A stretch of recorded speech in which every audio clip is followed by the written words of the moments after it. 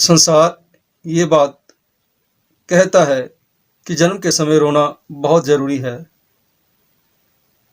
देखा जाए तो ज़िंदगी में आदमी रोता ही आता है और सारा जीवन रोता रहता है और रोते हुए ही चला जाता है।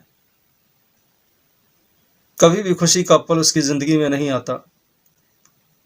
रोने से ही जन्म की शुरुआत है और रोने से ही अंत है, और ज़िंदगी के बीच में भी रोना ही लिखा है। अगर बच्चा ना रोए तो ये समझा जाता है कि बच्चा रोगी है, डॉक्टर कहते हैं रोगी है। और भाई गुरदास जी कहते हैं बच्चे के रोने का कारण कुछ और है। डॉक्टर कहते हैं ये शारीरिक तौर पे रोगी है अगर रोया नहीं, और भाई गुरदास जी कहते हैं ये शारीरिक तौर पर रोगी नहीं बल्कि अंदर के तल पर रोगी है। इसका अंदर दुखी है और अंदर के दुख के कारण ये बच्चा रो रहा है। और अंदर का कारण भाई गुरदास जी क्या बताते हैं, हम वाणी में पढ़ते हैं, सिमरन की दात, नाम की दात बच्चे को माता के गर्भ में मिली थी। नाम के द्वारा बच्चा गर्भ में जुड़ा हुआ था,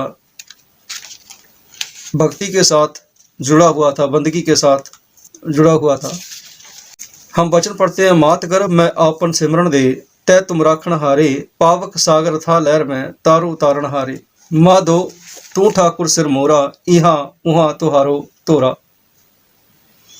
भगत भीखन जी कहते हैं, रे नर गर्भ कुंडल जब अछत, उर्ध ध्यान लेव लागा। हम और भी कई वचन इस तरह के वाणी में पढ़ते हैं। पर जब बच्चा संसार में आता है, रोता है, तो उस रोने का भाई गुरदास जी ने कारण बताया है कि रोवे रतन गवाए के, माया मोह हनेर गुबारा। कि उसके पास एक रतन खो गया, एक हीरा खो गया है, नाम का हीरा वो खो गया है। इसके कारण बच्चा रो रहा है। और खोया किस कारण? माया के कारण वो रतन खो गया। और अब संसार एक दूसरे को बधाई दे रहा है, माता पिता बहन भाई संगी साथी एक दूसरे को बधाई दे रहे हैं कि हमारे घर में पुत्र हुआ, पुत्र हुआ, पुत्र हुआ। हर तरफ खुशियां हैं, खेड़ा है, प्रसन्नता है, मुस्कुराहट है। पर बच्चे के रोने का तरफ किसी का भी ध्यान नहीं जाता, बच्चा रो क्यों रहा है। भाई गुरदास जी कहते हैं, रोवे रतन गवाए के, माया मोह हनेर गुबारा, ओ रोवे दुख अपना हंस हंस गावे बो परवारा। कि वो तो अपना दुख रो रहा है पर उसके दुख की किसी को समझ नहीं है, और सारा परिवार हंस रहा है, खेड़े में है, प्रसन्नता में है। एक हीरा खो गया है, एक रतन खो गया है, जिसके कारण बच्चा रो रहा है। और रोना तभी आता है इंसान को जब इंसान दुखी हो। बच्चा अंदर से दुखी है, बच्चा अंदर से दुखी है, इसलिए रो रहा है। डॉक्टर तो इस बात को कहते हैं कि बच्चा नहीं रोया तो इसका कारण है कि बच्चे को कोई रोग है, बच्चा ठीक नहीं है। अगर बच्चा रोता है तो ये ठीक है, ये रोगी नहीं है। ना रोना रोग का कारण है और रोना ठीक होने का कारण है। पर आदमी रोता उसी समय जब दुखी हो, आत्मा दुखी हो, शरीर दुखी हो, उस समय रोना आता है। रोग हो, कष्ट हो, तकलीफ हो, उसी समय रोना आता है।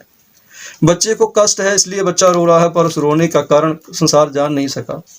और मैं ये बात आपसे कहना चाहूँगा कि हम उस समय बधाई देने की बजाय गुरु के चरणों में जुड़कर सभी अरदास करें कि सतगुरु जी, जो रत्न इस बच्चे से खो गया है, जो हीरा इस बच्चे से खो गया है, इस बच्चे से कीमती पत्थर नाम का खो गया है, वो इसको दोबारा देना, इसकी झोली में डालना, और हमें भी ये बल देना कि हम इसको नाम के साथ जोड़ सकें, गुरु की संगत के साथ जोड़ सकें, गुरु की वाणी के साथ जोड़ सकें, इसके आसपास का वातावरण गुरु की वाणी के अनुसार बना सकें। ऐसी अरदास करें।